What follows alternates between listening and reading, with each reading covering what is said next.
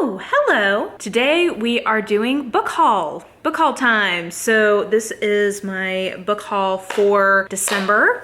As you can see, it is Christmas time here in the Likewhoa household. And yeah, it's time to talk about some books. This is pre-Christmas, obviously, so I know that there's gonna be a lot of books in my January book haul just based on some Black Friday sales, and I assume, you know, the benevolence of my loved ones, but I am still very excited because we have some Penguin cloth-bound classics to talk about and also a bunch of books from publishers, etc. So let's just dive into it. Maybe let's start with books from publishers. So 2 books that are gonna come out next year, one of which I've read, one of which I have not. First, I have The Girl from Shadow Springs by Ellie Cipher. So this is a book that the author actually sent me. I believe that she is a watcher of this channel, so hello Ellie. And it is out in February of 2021 from Simon & Schuster.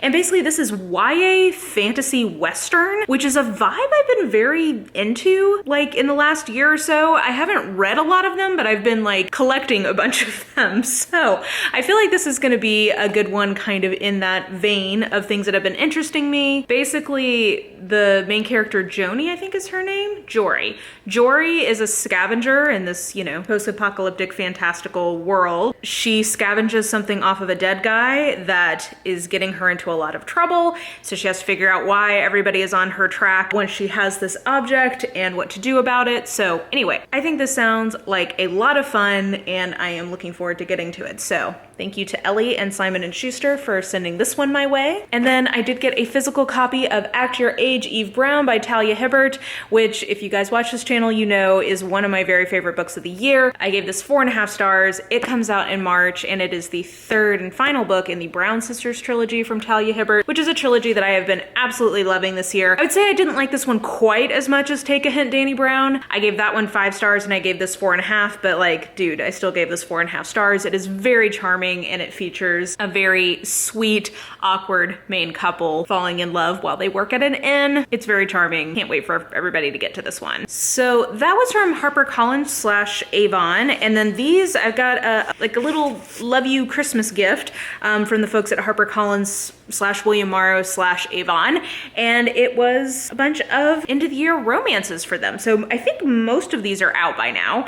So we'll just run through them. First, we have Written in the Stars by Alexandria Bellfleur, which I have actually heard really good reviews about, and I'm excited to get to this. It is a female-female rom-com between an astrologer and like kind of some sort of like stick in the mud friend of a friend. And yeah, like I said, I've heard really good reviews of this, so I'm very excited to get to this one. The Flip Side by James Bailey is a rom-com that is written by a man, which is pretty unusual in publishing, at least at this point. So I'm excited to give it a try. I have no idea what it's about, but when this came up on my Instagram, when I was showing it when it arrived, several people mentioned that they had really enjoyed it. So intrigued by this. One I've actually already read and enjoyed is A Princess for Christmas by Jenny Holiday. I would describe this as if you are looking for a Hallmark movie in a book that has a little bit more spice to it, this will get you there. This has a princess from some sort of fictitious European country who comes to New York for a UN summit, and she falls in love with a taxi driver, and then he ends up coming back to her home fictitious country, and it's sort of a fish out of water story, but with the dude being the fish out of water rather than the dudette.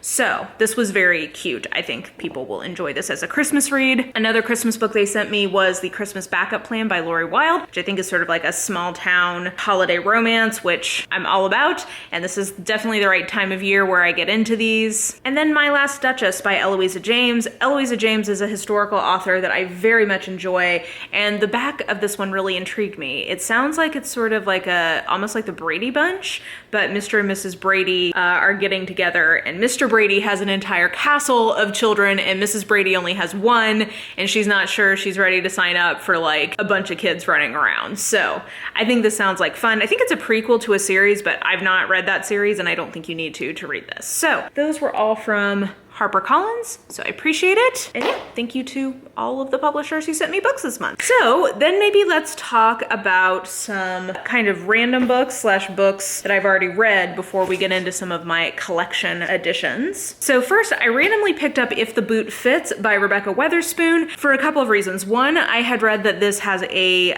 plus size or like thick hero, which I'm always here for, so I thought that sounded exciting. And as you can see, I picked this up in Target, and actually whenever I see authors who have a new release that is going to Target in the romance section, I do try to pick them up there, because Target and Walmart, I guess, are really like two of the biggest physical brick and mortar retailers of books, and authors getting placement there is a huge deal. So to me, that's like a way of showing solidarity and like, hey, you should keep picking this author to be placed there. So I like Rebecca Weatherspoon. I like kind of her project and like what her books are about, like in terms of their mission insofar as they have one. I approve. I want Target to keep giving her that kind of platform. So I had wanted to read this book, and so I picked it up from there. So I think this is a sequel, but usually these kinds of contemporaries don't really need to be read in order. So I picked that up. I had a pre-order come in for my physical copy of The Burning God by R.F. Kuang. I read an e-arc of it earlier this year, loved it. It is the finale in a trilogy called The Poppy Wars, and I can't tell you anything about this book because it would be spoilers, but it is something that made me cry. I think this is the best of the three, and I think that this ends the trilogy on a really high note. So yay, so glad that other people are getting to read this one now, because I just think it's great. And then two nonfiction books that I've already read, one of which I'm in the middle of a reread of. First is Black Reconstruction in America by W.E.B. Du Bois, and I listened to this as audio as a part of Nonfiction November. This absolutely blew me away, so I am now re-listening to the audio and following along the physical book so that I can like make notes in the physical book. This is just astonishing. You will see me gushing a lot about this. I think you already saw that in my November wrap up. You will continue to see this as a part of like end of the year lists, so I won't say much more here other than I just love this book so much and really, really want people to read it. And then I picked up The Brontes and Religion by Marianne Thormelin, because this was a book that was a cornerstone of my thesis, because my thesis in grad school, the main text, or like the first half of it, was about Jane Eyre, and I was specifically interpreting or reading Jane Eyre from the perspective of it being an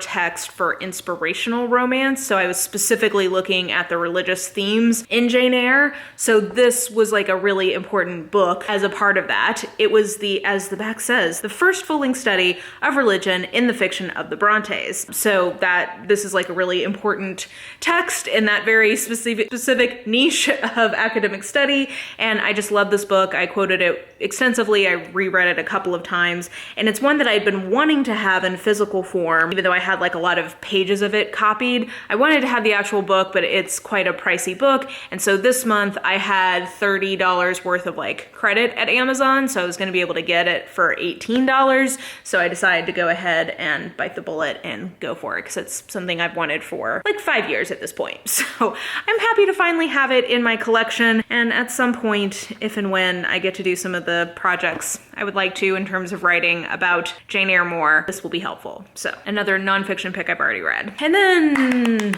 drumroll, please. Okay, so we're talking about some collection editions, 3 to be precise. First, the HarperCollins UK released another of these beautiful cloth-bound editions of Agatha Christie works. I presume they picked Death on the Nile because of the movie that is coming out, so it is, a timely pick. I also just realized my nail polish kind of matches the foiling on this, but needless to say, you have eyes. Look at this. This is absolutely gorgeous. I love it so much. I love the Art Deco, sort of details, and the foiling, which is beautiful, the font, the Art Deco font, and then I absolutely love this like little river barge here down at the bottom for the boat part of Death on the Nile. I just think like you can see the Egyptian sort of flower motif here. This is just so gorgeous. This is one of my favorite ones they've put out. Yeah, this is such a beautiful copy. So very happy to have this. I've been waiting for it for a while, and it finally arrived. And then there are 2 new Penguin cloth-bound classics. Actually, there's supposed to be one more, and I pre-ordered it, and it still hasn't come, and Book Depository is showing that they have no stock of it. So I think they're having stock issues, which is why it hasn't arrived. But so I'm guessing I'm probably not I may get it before the end of the year. We'll find out. But I do have 2 new ones. So first of all, Mrs. Dalloway by Virginia Woolf. So So, you know, hurrah for them publishing another woman in this line. Very much appreciated if Penguin Clothbound Classics would start publishing more women. Like, we have all this Thomas Hardy. Do we have, like, anyway, sorry. Side rant. It is starting to bother me when I'm looking at the titles that they have coming out. I'm like, guys, you gotta, like, do better. There's so many books that they could be including in the line that they're not, that would, like, branch out a little bit. But anyway, thus endeth the rant on that. I appreciate that they do have at least one woman that they're putting in the line, and I love this. It's this beautiful sort of like cotton candy pink.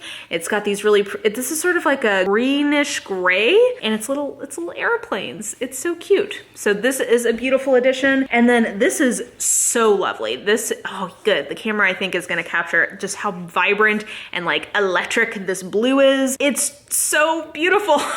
This was originally shown online as being an orange, which I also would have loved, but this blue is beautiful. Around the World in 80 Days by Jules Verne, and this very appropriate sort of travel, like old-timey travel stickers or like passport stamps motif. So beautiful. So I'm very excited that both of these arrived and that they are sitting with their brothers and sisters up on the shelves. And I'm hoping that the last one, which is a copy of the Aeneid, will also come in before the end of the year. I need to email Book Depository and try to figure out what's going on. But I do have these two, and then also Grimm's Tales for Young and Old that came out in that beautiful candy green that we looked at last month. So if nothing else, I do have a few additions that are very exciting here at the end of the year. So that will do it for this haul. So definitely let me know in the comments if any of these particularly struck your fancy, if you've read any of them, what you thought of them. If you share my consternation at the lack of branching out that is not happening in the Penguin Clothbound Classics line, you can put that in the comment section below too. But anyway, I think that will do it for me for today. So if you enjoyed this video, please like, subscribe, follow me on the social medias if you are so inclined. I have all that information listed in the description box below, and I think that will do it. I hope you are having an absolutely lovely day today, and I will just talk to you soon. Bye.